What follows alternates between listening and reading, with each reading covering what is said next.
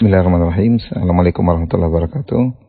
Alhamdulillah, salatu wassalamu ala Rasulillah. Ikhwan akhwat yang dirahmati Allah Subhanahu wa taala. Kita masih membahas hadis-hadis yang berbicara tentang tawadhu. An Iyad bin Himar radhiyallahu anhu, dari sahabat Iyad bin Himar radhiyallahu anhu, dia berkata, qala Rasulullah sallallahu alaihi wasallam, Rasulullah SAW bersabda, "Inna Allaha auha ilayya an tawadhu hatta la yabghi ahadun ala ahad wa la yafkhara ahadun ala ahad." Akhrajahu Muslim. Sungguhnya Allah telah mewahyukan kepadaku, hendaknya kalian tawadhu, hingga tidak ada seorang yang berbuat zalim kepada yang lainnya, dan tidak ada seorang yang merasa bangga di atas yang lainnya. Hadis sahih riwayat Al-Imam Muslim dalam sahihnya.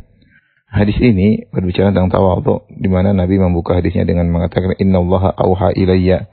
Sungguhnya Allah telah mewahyukan kepadaku.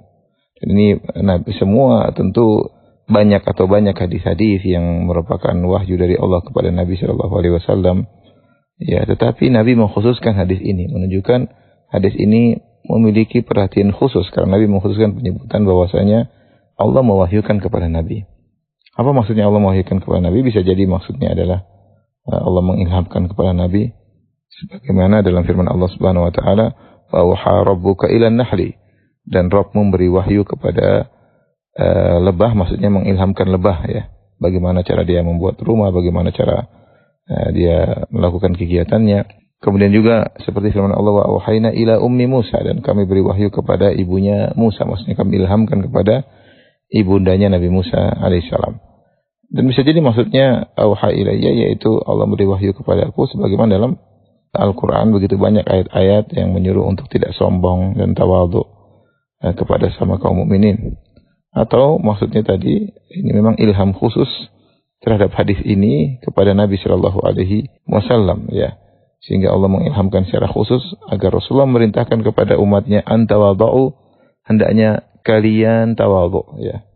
Ini perintah khusus. Sebagaimana kita ketahui, tawadhu adalah akhlak, tidak merasa tinggi, tidak merendahkan orang lain.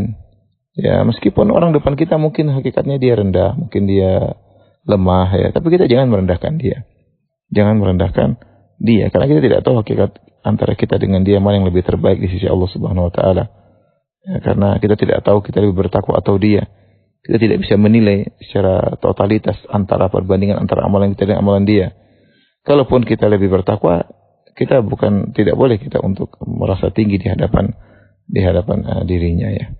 Saya perhatikan di sini kata Allah, kata Nabi sallallahu alaihi wasallam, hatta la yabghi ahadun ala ahad, jangan hingga salah seorang dari kalian tidak menzalimi yang lainnya. Karena kezaliman pada umumnya dibangun karena ada merasa tinggi, merasa sombong. Ketika seorang merasa sombong, merendahkan orang lain, maka dia mudah untuk menzaliminya dengan perkataan, menzaliminya dengan perbuatan, dengan tindakan. Tapi jika setiap orang menghargai yang lain, tidak merendahkan yang lain, dia tawadhu, merendahkan dirinya di hadapan yang lain, dia tidak bakalan menzalimi. Makanya di antara sebab utama kezaliman adalah kesombongan, keangkuhan, merasa tinggi. Ya. Sebagaimana yang kita lihat di sekarang, bagaimana yang kuat menzalimi yang rendah, yang punya kekuasaan menzalimi yang tidak punya kekuasaan, dan seterusnya. Kemudian kata Nabi SAW, wala yafkhar ahadun ala ahad, dan jangan salah seorang merasa bangga di atas yang lainnya, itu bangga dengan nasabnya, bangga dengan sukunya, ya, bangga dengan jabatannya. Apalagi di zaman sekarang betapa banyak orang saling membanggakan nasabnya, merendahkan nasab yang lain, merendahkan suku yang lain. Padahal Allah menciptakan kita berbangsa-bangsa, bersuku-suku bukan untuk saling bangga-banggaan, tapi untuk saling mengenal. Kata Allah Subhanahu wa taala, ya ayuhan nasu inna khalaqnakum min dzakari wa untha wa ja'alnakum syu'uban wa qabaila lita'arafu. Inna akramakum indallahi atqakum. Hai manusia sekalian, sungguhnya kami menciptakan kalian dari lelaki dan wanita. Wa ja'alnakum syu'uban wa qabaila, kami jadikan kalian berbangsa-bangsa, bersuku-suku. Untuk apa kata Allah? Lita'arafu, untuk saling mengenal, bukan untuk saling bangga-banggaan, saling merendahkan, saling menghina suku yang lain, saling menghina warna kulit, rasis, enggak.